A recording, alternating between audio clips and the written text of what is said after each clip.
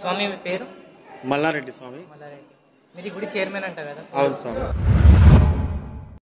So మీరు చెప్పండి, ఇప్పుడు అయ్యప్ప మాల ధారణ ఉంది కదా, అవును. దాని గురించి కొంచెం చెప్పండి. అంటే కన్యస్వాములకి ఏ డౌట్స్ లేకుండా అంటే పాటించే విధి విధానాలు ఏంటి, నియమాలు ఏంటి, ఎప్పుడు లేవాలి, ఎన్ని రోజులు ఉంటుంది మాల, ఎప్పుడు ఇప్పేస్తారు, ఎక్కడ ఇప్పేస్తారు, ఇవన్నీ చెప్పండి.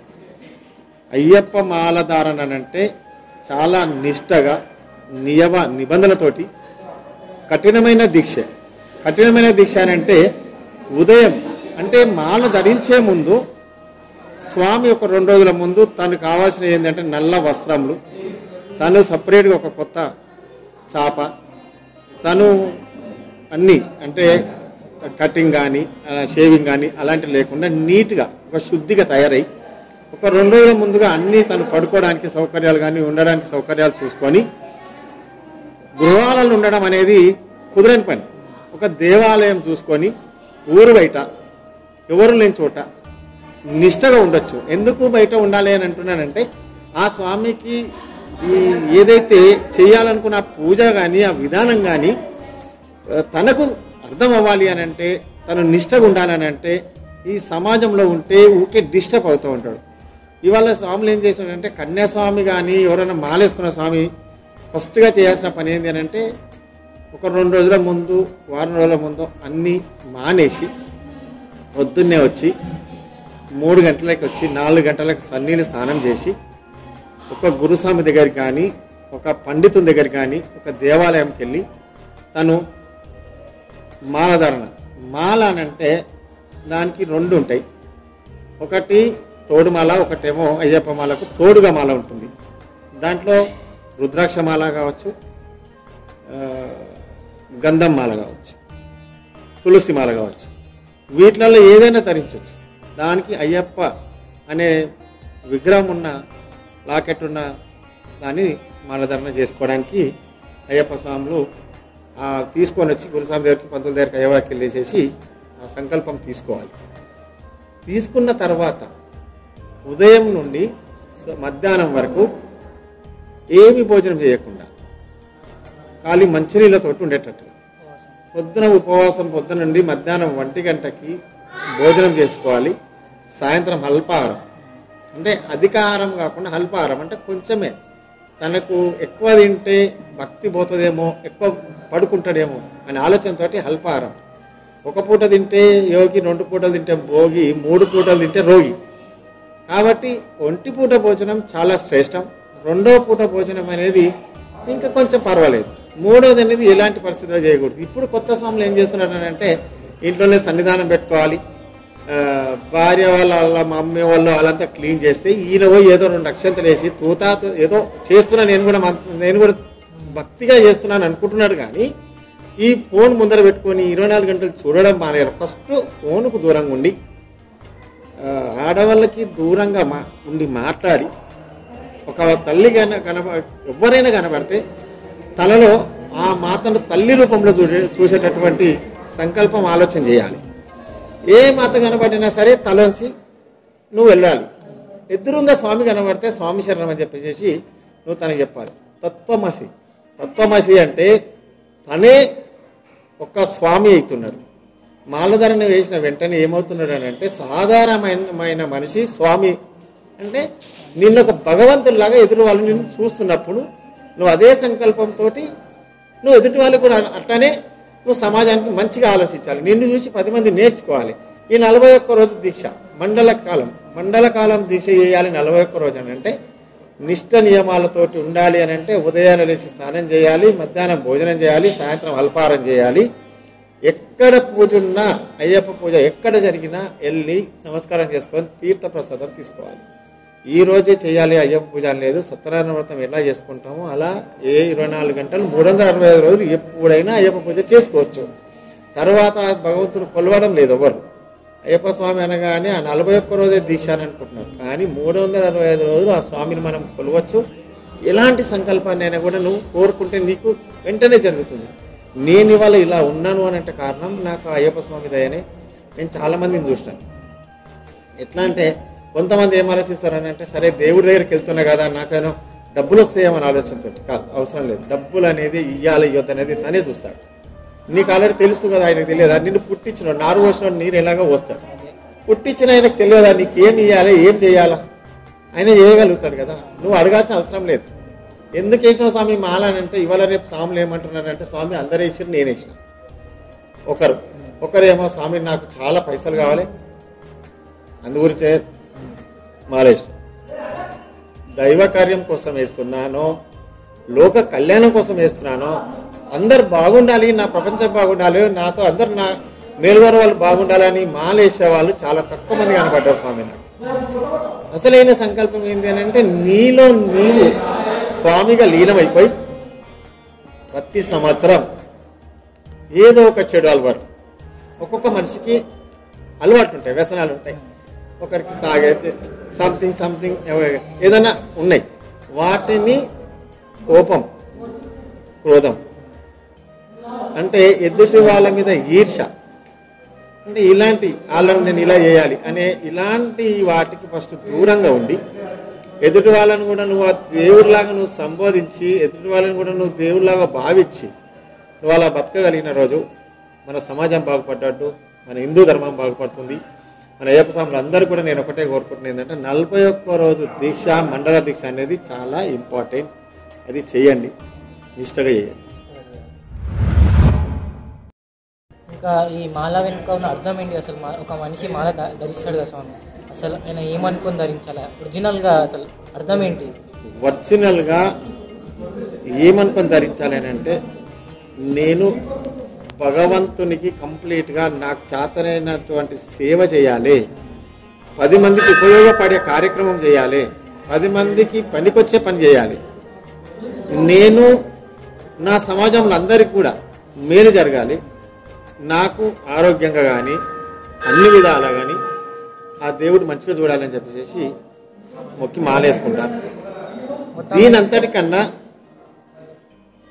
హిందూగా పుట్టినాం కాబట్టి హిందూ ధర్మ ప్రకారంగా నువ్వు ఒక దీక్ష తీసుకోవాలనేది, ఒక 41 రోజు దీక్ష చేయాలనేది, ఆ స్వామికి సేవ చేస్తే నువ్వు ఒక పుణ్యం చేసుకునేలా అవుతావు. మొత్తం మీద మనలో ఉన్న చెడు అలవాట్లు ఇవన్నీ మొత్తం దేవునికి అంకితం, మొత్తం అంకితం చేసేటట్టుగా, దేవుడికి అంకితం అవ్వాలి, దేవుళ్ళలో మనం లీనమయ్యేటట్టుగా. అప్పుడే కదా మనకు ఈ వర్షాలు పడడం, ప్రకృతి సహకరించడం, కనికరిస్తాడు. స్వామి ఈ మాలలు కొందరు చెప్తారు, గురుస్వామి కానీ కొన్ని లెవెల్స్ ఉంటాయంట కదా, అంటే ఫస్ట్ గంట స్వామి, కన్యస్వామి అంటారంట, గంట స్వామి, కత్తి స్వామి అని అంటారంట కదా. అప్పుడు అది వేసుకుంటుండే కదా, అప్పుడు గంటలు అవి ఏమైంది స్వామి, ఒక ఐడెంటిఫికేషన్ కోసం అంటే ఈయనకు ఇది వేస్తే ఈయన ఆ మెడలో చూసి ఈయన కన్యాస్వామి, ఆయనకు సెకండ్ టైం వేసుకుంటే, థర్డ్ టైం ఎన్నోసారి వేసుకునే ఐడెంటిఫై కోసం. ఒకటి నాకున్న అవగాహన ప్రకారంగా నేనేమంటానంటే, శబరిమల పెద్ద పాద యాత్ర చేసేటప్పుడు అడవి మార్గంగా మనం ప్రయాణం చేస్తాం. ఈ అడవి మార్గంలో ప్రయాణం చేసేటప్పుడు అక్కడున్న ఏదైతే ఈ వన్యప్రాణులు, మృగాలు ఏవైతున్నాయో వాటిని రక్షించడానికి స్టార్టింగ్లో ఒక బాణం తీసుకొని ఒక ముందు ఒక స్వామి ఉండేవాడు, దాని వెనకాల ఒక ఆయుధం, కత్తి, గద, అంటే ఈ ఆయుధాలన్నీ తీసుకొని ఈ వనయాత్ర చేసేవాళ్ళు. ఈ వనయాత్రలో ఈ ఆయుధాలు తీసుకొని వనయాత్ర చేసేటప్పుడు ఇవి ఉపయోగపడేటి అనమాట. వాటి కోసం ఇవన్నీ కూడా వీళ్ళకిచ్చి ఆ యాత్ర సాగించేవాళ్ళు కాబట్టి వాటికి ఉపయోగపడుతుంది, వీళ్ళకి ఒక ఐడెంటిఫై కోసం కూడా ఉపయోగపడుతుంది. మన ఈ రోజు మీరు మండలం చేస్తారు కదా, రోజు దీక్ష చేస్తారు కదా, సో మీ దీక్ష చేసే సమయాల గురించి చెప్పండి ఒకసారి. దీక్ష మార్నింగ్ లేచేది 4 గంటల్లో వేస్తాం. సంధ్యా టైం అంటే ఉదయం కన్నా ముందే స్నానం చేసుకొని పూజ కంప్లీట్ చేసుకోవడం. మార్నింగ్ 4 గంటలకు లేచి 5:30 వరకల్లా పూజ కంప్లీట్ అయిపోతుంది. మధ్యాహ్నం 1 గంటల నుండి 2 గంటల వరకు, 3 గంటల వరకు, 3 గంటల తర్వాత భిక్ష చేయకూడదు. ఒంటి పూట భోజనం 3 గంటల తర్వాత చేయకూడదు. సాయంత్రం మళ్ళీ 7 గంటలకు 7:30కు పూజ స్టార్ట్ చేస్తే మళ్ళీ 9 గంటల వరకల్లా నీకు పూజా కార్యక్రమాలు అయిపోతాయి. 9:30, 10 గంటలకు తినేసి 10 గంటలకు పడుకుంటాం. అది అల్పాహారం చేసి. ఈ స్వామి పడి పూజ చేస్తారు కదా, సో 41 రోజులు మండలం చేసే లోపు అంటే వెళ్ళిపోయే లోపే ఒకసారి పడిపూజ ఏమంటారు ఖచ్చితంగా చేసి వెళ్ళాలి అందరూ. అట్లా లేం స్వామి, వాళ్ళకున్న స్తోమతను బట్టి, ఆర్థిక స్తోమతను అంతే అంతే స్తోమతను బట్టి పూజ చేసుకోవచ్చు. ఏం లేకున్నా ఒక్క అగరబత్తి వెలిగించి సాష్టాంగ నమస్కారం చేసి ఒక్క కొబ్బరికాయ కొట్టినా నీకు భగవంతుడు కనికరిస్తాడు. మీరు వెళ్తారు కదా స్వామి, ఫైనల్ చివరి రోజు వెళ్తారు కదా అందరు స్వాములు ఇరుములు పట్టుకొని, సో ఆ రోజు చేసే కార్యక్రమాలు ఏంటి? శబరిమల యాత్ర 41 రోజు అయిపోయిన తర్వాత నెయ్యి ఒక ముద్రకాయని దాన్ని నున్నగా అంటే దాంట్లో ఏమంటే పైన ఏదైతే పొచ్చు ఊరు ఉంటుంది కదా అదంతా క్లీన్ చేసుకొని, ఎందుకు చేయాలి అని అంటే అది ఆ భగవంతుని నెయ్యి అభిషేకం చేసేటప్పుడు ఆ పైన ఉన్నదంతా కూడా అందులో పడుతుంది అని చెప్పేసి దాన్ని ముందే క్లీన్ చేసుకుంటాం. అందులోనే తీసుకెళ్తే శుద్ధిగా ఉంటుంది. నెయ్యి అభిషేకం అని అంటే అయ్యప్ప స్వామికి చాలా ఇష్టం, చాలా ఇష్టం కాబట్టి అదే నెయ్యి అభిషేకానికి చిన్న అదే కొబ్బరికాయకు 2 హోల్స్ కొట్టి దాంట్లో నెయ్యి మన ముద్రకాయలు వేసుకొని అదే ముద్రకాయను శబరిమల వరకు తీసుకెళ్ళండి. వేరే దాంట్లో తీసుకెళ్తే ఆ మూత అవి పెడతాం కాబట్టి అది ఊడిపోతుందేమో. సో మన చేయి తాకకుండా అందులో శుద్ధిగా శుభ్రంగా ఉంటుంది కాబట్టి ఉంటుంది కాబట్టి ఆ కొబ్బరికాయ దాంట్లో శుద్ధిగా ఉంటుంది కాబట్టి అందులో తీసుకెళ్తాం. ఇప్పుడు పడిముట్టిస్తారు కదా 18 మెట్లు, దానికి ఉన్న అర్థం 18 మెట్లు 18 మంది దేవతలు, ఒక్కొక్క మెట్టుకి ఒక్కొక్క దేవత. అంటే నీలో ఉన్న అహం భావాన్ని పోగొట్టడానికి ఒక్కొక్క మెట్టుకి ఒక్కొక్కటిని వదిలేయాలి. కామం, క్రోధం, మదం, మాచల్యం, మోహం, లోభం, అట్లా 18 నీకులో ఉన్న ఎట్లయితే 7 షడ్ చక్రాలు ఉంటాయో అలా నీకు అన్ని కూడా ఉంటాయి. వాటిని అన్ని తొలగించుకోవడానికి అని చెప్పేసి వెళ్ళినప్పుడల్లా ఒక్కొక్క మెట్టుకు, పూర్వకాలంలో ఒక మెట్టుకు వెళ్తే ఒక్కొక్క కొబ్బరికి వేసుకొని ఒక మెట్టు కొట్టి అక్కడ ఏదో ఒకటి వదిలేసి వస్తుంది. ఇప్పుడు కాశీ వెళ్ళే వాళ్ళు ఏం చేస్తారు, ఏదో ఒకటి వదిలేసి రావాలి. శబరిమల యాత్రలకు కూడా వెళ్ళినప్పుడు కూడా ఏదో ఒకటి వదిలేయాలి అక్కడ. అంటే మనం ఒక మంచి పని కోసం, సంకల్పం కోసం ఏదో ఒకటి వదిలేయాలనే ఆలోచనతో వెళ్తాం. 18 మెట్లకి 18 మంది దేవతలు ఉంటారు. ప్రతి దేవతను మనం దర్శించుకొని మొక్కి మనం చేసే 41 రోజు దీక్ష చేస్తేనే ఆ మెట్టు మీద నిలబడే అర్హతగానే ఉంటుంది. లేదనుకుంటే మనకు ఆ పాపం రివర్స్ వస్తుంది. ఇప్పుడు ఏ మంత్రం నాన్న మంత్రం ఏమవుతుంది, ఖరాబ్ అవుతుంది. దీక్ష చేయకుండా పోయే ఎక్కితే ఏమవుతుంది, మనిషికి మళ్ళీ రివర్స్ అవుతుంది, ప్రాబ్లం వస్తుంది, పాపం జరుగుతుంది. కాబట్టి అది ఏ దీక్ష చేయకుండా ఎక్కడానికి వీల్లేదు. అన్ని దీక్ష చేసి నియమ నిబంధనలతోటి ఎక్కాలి, 18 మెట్లు ఎక్కాలి. సో మీరు ఫైనల్గా ఈ మన ఇప్పుడు కొత్తగా కన్యాస్వాములు మాలేసుకుంటారు స్వామి, వాళ్ళకి చెప్పే ఒక మెసేజ్ చెప్పండి. కన్యాస్వాములకు నేను మెసేజ్ ఏం చేస్తున్నా అంటే, ఫస్ట్ వాళ్ళు తల్లిదండ్రిని గౌరవించాలి, తర్వాత గురువుని గౌరవించాలి. 41 రోజు దీక్ష చేసేంత వరకు ఇరుముడు అనేది కట్టుకోకూడదు. శబరియాత్ర చేసే ముందు తల్లిదండ్రి ఉన్నా, వాళ్ళకు గౌరవించే పెద్దలున్నా, ఇంట్లో ఏ పెద్ద యజమానులున్నా వాళ్ళ ఆశీర్వచనం తీసుకోవాలి. సన్నిధానాలు అంటే ఇళ్లలోనో దోస్తులతో కూర్చోనో సరదాల కోసం పెట్టుకునేది కాదు. సన్నిధానాలు అంటే సౌకర్యాలు ఉన్న దగ్గర పోయి ఉండడం, ఒక దేవాలయాలలో పోయి ఉండి అక్కడే తనకున్న దీక్షను కంప్లీట్ చేసుకొని 41 రోజు నిష్ట నియమ నిబంధనలతోటి 41 రోజు చేయాలి. కన్యాస్వాములు ఫోన్లకు దూరంగా ఉండాలి. ఫస్ట్ అయ్యప్ప స్వాములు అందరూ కూడా 41 రోజు దీక్ష చేయాలి. ఈ వాట్సాప్కి ఫోన్కి దూరం ఉండాలి. ఇప్పుడు మన ఫస్ట్ టైం కన్యాస్వామి మాలేసుకుంటాడు కదా, మొదటి సంవత్సరం వేసుకుంటాడు, తర్వాత లైన్గా ఒక 3 సంవత్సరాలు వేసుకోవాలని రూల్ ఏమైనా ఉందా, లేకపోతే ఎప్పుడు? ఏం లేదు స్వామి, నీకు ఎప్పుడు మొక్కాలనిపించినా ఆయన రెడీగా ఉంటాడు. అయ్యప్ప స్వామికి నువ్వు 365 రోజులు ఎప్పుడు మొక్కినా రెడీగా ఉన్నాడు. ఆయన కలియుగ ప్రత్యక్ష దైవం. కలియుగంలో వెంకటేశ్వర స్వామి ఎలాగైతే మొక్కుతున్నామో ఆయన కూడా వెంకటేశ్వర స్వామి లాగానే ఈయన కూడా ప్రత్యక్ష కలియుగ దైవము. ఆయనకి 365 రోజులు ఎప్పుడన్నా మొక్కొచ్చు. యాదగిరిగుట్ట లక్ష్మీనరసింహస్వామి దేవస్థానాన్ని చాలా బ్రహ్మాండంగా తీర్చిదిద్ది మంచి దైవకార్యం తయారైంది, మంచి ఒక యాత్రగా తయారైంది. చాలా సంతోషం. ఇప్పుడు ఏమంటానంటే అయ్యప్ప స్వాములందరికీ కూడా గిరి ప్రదక్షిణ పెట్టాలి అని ఒక సంకల్పం చేస్తున్నారు వాళ్ళు. మంచి సంకల్పం. దానికి నేను అందరి స్వాములకు కూడా ఏమని పిలుపునిస్తున్నానంటే, వచ్చిన అవకాశాన్ని సద్వినియోగం చేసుకోండి. ఈసారి వాళ్ళు ఇచ్చినారు, దానికి తోడుగా రాజకీయ నాయకులు రంజాన్ పండుగ రాగానే టోపీలు ఎత్తి పెట్టుకొని వస్తారు. రాజకీయ నాయకులకి అయ్యప్ప స్వాములకు కూడా ఏదో ఒకటి చెయ్యాలనే ఆలోచన వస్తే చాలా బ్రహ్మాండంగా ఉంటుంది అని అంటారు. రాజకీయ నాయకులని మనం విమర్శించడం కాదు, వాళ్ళు ఏమంటున్నానంటే మానవుడి మీద అందరినీ సమభాగంగా చూడడానికి ప్రయత్నం చేయమని అంటున్నారు. వాళ్ళు రాగానే వాళ్ళ పండుగలు వచ్చినాయనగానే ఊరకడం, మన హిందూ పండుగలు వచ్చినాయనగానే వాటి కోసం ఏదో ఒక వంక చెప్పేసేసి బ్రేక్ చేయడం. మంచి మంచి దేవాలయాలు ఇవాళ మన దగ్గర ఏమైంది అంటే మూలకు పడినాయి.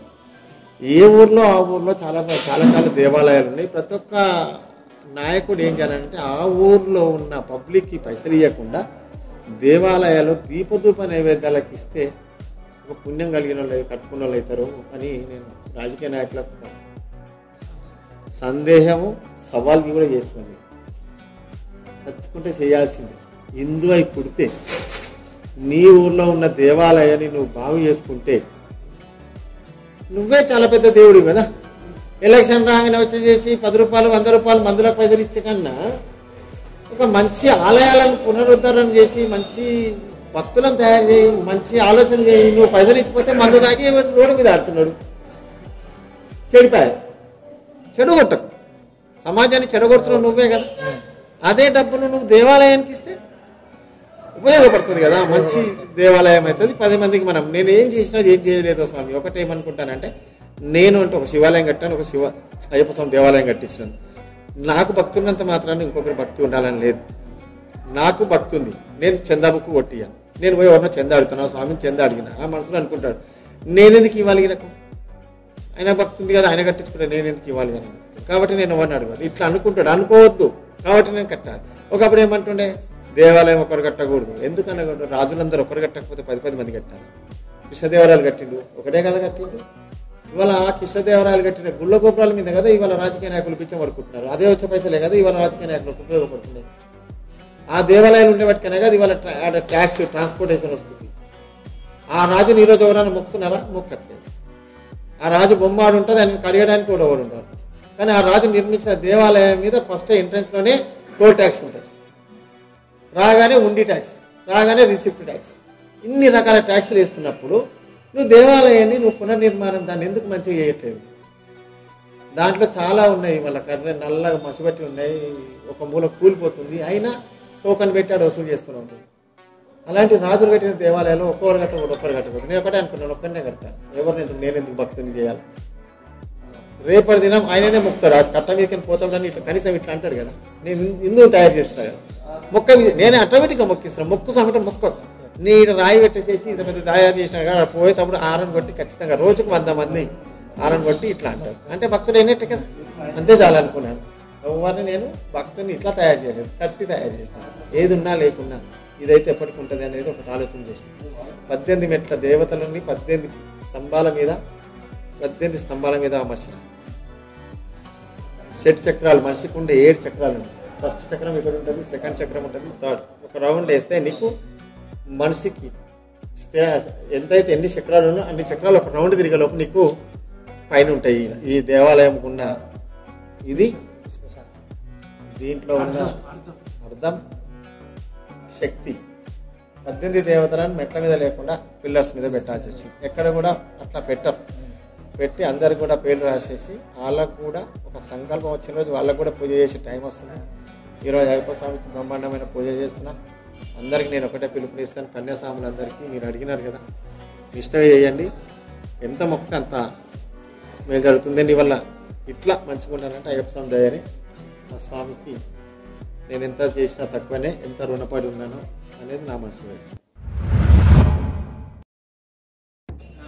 అంటే గురుస్వామి గారు మీరు చెప్పే ఉద్దేశాన్ని బట్టి ఇప్పుడు తెలుగు రాష్ట్రాలలో ఉన్నమే కాకుండా యావత్ భారతదేశంలో ఉన్న దేవాలయాన్ని ఎండోమెంట్ కిందికి వెళ్ళి తొలగించాలని చెప్పడం జరుగుతుందా?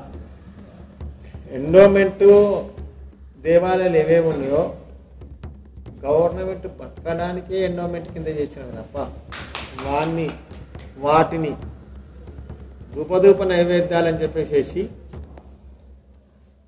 ఊర్లో ఉన్న మైసమ్మ దేవాలయాలు ఏదైనా రూపదీప నైవేద్యాలు ఏదైనా ఎండోమెంట్లు చేసినారా? చేయలే. చెట్టు కింద ఉన్న దేవాలయాలు చాలా ఉన్నాయి, వాటిని తీసుకొని పెద్ద పెద్ద దేవాలయాలు 1000 మంది వచ్చే దేవాలయాలు ఎందుకు? 10 మంది ఉన్నదాన్ని 1000 మందిని తయారు చేయండి. గవర్నమెంట్ పని ఏంది? రెవెన్యూ నువ్వు సంపాదించడానికి. చెట్టు కింద ఉన్న దేవాలయాన్ని ఎన్విరాన్మెంట్ కింద చేసుకో, బాధలేదు. రోజుకు 1000 మంది వచ్చే దేవాలయాన్ని ఎందుకు ఎన్విరాన్మెంట్ కింద చేసుకుంటున్నావు? అంటే లాభం కోసమే కదా. నువ్వేం చేస్తున్నట్టు? ఏం చేయట్లేదు. సున్నం కూడా వేయవు. ఆ గుడి పైసలు తీసుకొని మంది దేవాలయాలు తీసుకొని ఇవ్వడం, నీ అవసరాల కోసం వాడుకో. కాబట్టి ఎండోమెంట్కు ఒక్క దేవాలయం కూడా ఇవ్వద్దు. ఎండోమెంట్లో ఉన్న దేవాలయాలలో ఏ భక్తుడు కూడా డబ్బులు వేయద్దు. నేను ఉండి పెట్టలేసాను. నేను 2 దేవాలయాలు నేను శివాలయం కూడా కట్టినాను. మెడ్చలో శివాలయం కట్టినా, అక్కడ ఉండి ఉండదు. నేను ఏడే టెంపుల్ కట్టినా ఉండి ఉండదు. ఎవరిని నాకు డబ్బులు ఇవ్వని అడిగలేదు. నేను అడిగేవారిని డబ్బులు ఇవ్వమని. అది నా తల్లిదండ్రులు నాకు ధైర్యం ఇచ్చారు. కట్టిన రోజు మా అమ్మ ఒకతే మాట చెప్పింది, నీకు పైసలు తక్కువ పడితే నేను సంపాదించిన ఎక్కడ అమ్మి గుడి కట్టు అని చెప్పింది. అదే నాకు పెద్ద గొప్ప. నాకు ఎవరి దగ్గర అడగాల్సిన అవసరం నాకు ఇవ్వలేదు. అయ్యప్ప స్వామి నాకు డబ్బులు ఇచ్చినారు. నేను ఈరోజు కూడా నేను చేసే బిజినెస్కు నేను బ్రహ్మాండంగా నేను దేవాలయం నడుపుతాను, బ్రహ్మాండంగా చేస్తాను. మీరు తప్పుగా భావించద్దండి. మా యొక్క ధర్మ సంఘటనమైన ఒక సమస్య యావత్ భారతదేశంలో ఉన్నటువంటి గత పూర్వీకులు షిరిడి సాయిబాబా టెంపుల్ని ఈరోజు హిందూ టెంపుల్ కాదు అని చాలామంది పెద్దలు, పూజ్యులు, గురువులు అందరూ పదే చెప్తున్నా కూడా కొంతమంది అజ్ఞానంతో ఆ టెంపుల్కి వెళ్ళడం జరుగుతుంది.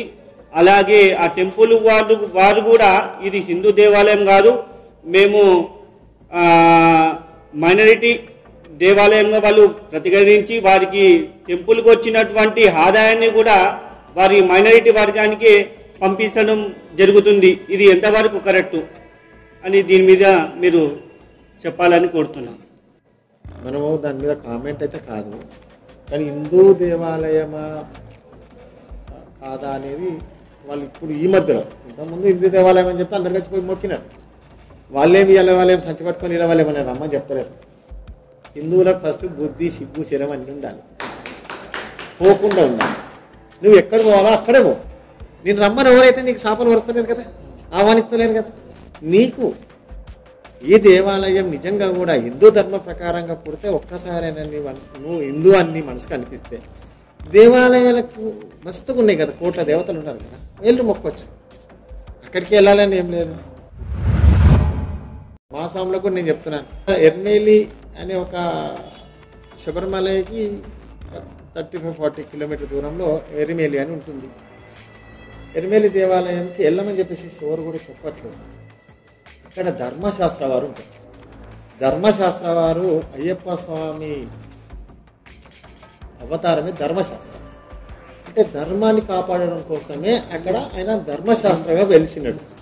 ఆయనను ఏం చేస్తున్నారు ఇప్పుడు? అక్కడ పక్కనే ఒక మసీద్ వేసుకొని ఒక చిన్నగా ఆయన ఒక చిన్న గూడు పెట్టుకొని ఎవరో ఒకరు కూర్చున్నారు. వీళ్ళు ఏం చేశారనంటే మన స్వాములు వెళ్ళి దాన్ని పెద్దగా చేసేసారు. అయ్యప్ప స్వాములు వెళ్ళి పెద్దగా చేశారు. అయ్యప్ప స్వాములే ఆ దర్గాని చిన్నగా ఉన్న దర్గాని 25 సంవత్సరాల కింద చిన్న దర్గా ఉండే ఇవాళ చాలా పెద్ద దర్గాని చేసేసారు. వాళ్ళు రమ్మని చెప్తలేరు. మనం మూర్ఖులు వెళ్ళి అక్కడ మొక్కి అక్కడ కనబడ్డాలకల్లా డబ్బులు వేసేస్తే వాళ్ళు పెద్దగా చేసేసుకున్నారు. దాన్ని తప్పేముంది? అక్కడ ధర్మశాస్త్ర వారిని మొక్కండి. ధర్మశాస్త్ర ఎరిమేలిలో మాల ధరించిన అయ్యప్పలు ఖచ్చితంగా శబరిమలకి వెళ్ళినప్పుడు ఎరిమేలిలో వావర్ స్వామి దర్గాకు వెళ్ళవద్దని మీరు చెప్పడం జరుగుతుందా? 100% స్వామి. వావర్ స్వామి అనే స్వామి లేడు. వావర్ అనే పేరే లేదు, కొత్తగా సృష్టించుకున్న పదం అది. ఇప్పుడు శ్రీరామచంద్ర వారు ఉన్నప్పుడు వావర్ ఉన్నారా? త్రేతాయుగంలో ముస్లిమ్స్ ఉన్నారా? త్రేతాయుగంలో ఉన్నారా? ద్వాపర యుగంలో ఉన్నారా? 3 యుగాలు గడిచిపోయిన తర్వాత కూడా నీకు ఇంకా ముస్లిమ్సే లేరు కదా. అప్పుడు కలియుగం వచ్చిన తర్వాత ఇదేదో వచ్చింది, వాళ్ళు కూడా ఉన్నారు. ఆ యుగంలో రామచంద్ర వారు ఏం చెప్పినారంటే, శ్రీరామచంద్ర వారు ఏమన్నారంటే, తను చేసే వనయాత్రలో శబరిమాతకు ఒక మాట ఇచ్చిన, నేను వచ్చి నీ కొండపైన పెళ్లి చేసుకోకుండా నీ కొండ మీద నిలుస్తా అని చెప్పి ఆమెకు ఒక మాట ఇచ్చిన. అదే అవతారాన్ని కలియుగంలో అయ్యప్ప స్వామి అవతారంలో వచ్చి అదే శబరికొండ మీద ఇవాళ నీకు అందరికీ భక్తులను తయారు చేసుకొని భగవంతునిగా పిలిచింది. అప్పుడు వావర్ లేడు. ఇదంతా మన తెలుగు వాళ్ళే ఓవర్ ఎక్కువ చేసి వావర్ తయారు చేసి ఇక్కడ ఇంత విలువైన ఇన్ఫర్మేషన్ మాకు ఇచ్చినందుకు చాలా ధన్యవాదాలు.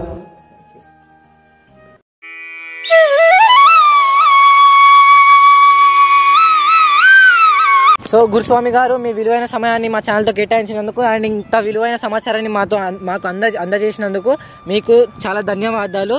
అండ్ మీరు ఇచ్చే సమాచారాన్ని మాకు ఎట్లా అందజేశారంటే మాకు ఒక లోపల నుంచి ఒక మోటివేషన్ అనేది క్రియేట్ అయింది. ఒక మోటివేషనల్ స్పీకర్ మాట్లాడుతున్నట్టు మా ముందు కూర్చొని మీరు మాట్లాడిన విధానం ఒకటి మాకు చాలా నచ్చింది. అండ్ మా వ్యూవర్స్కి కూడా చాలా నచ్చుతుందని ఆశిస్తూ కెమెరా ఆఫ్ చేసినాక ఇంకా చాలాసేపు మీతో మాట్లాడడం జరిగింది. మీరు చెప్పే ఇన్ఫర్మేషన్ మాకు చాలా ఉపయోగపడ్డది. మాకంటూ ఒక జ్ఞానం వచ్చింది. సనాతన ధర్మం గురించి ఒక లెవెల్ అనేది మాకు ఒక రెస్పెక్ట్ అనేది క్రియేట్ అయింది.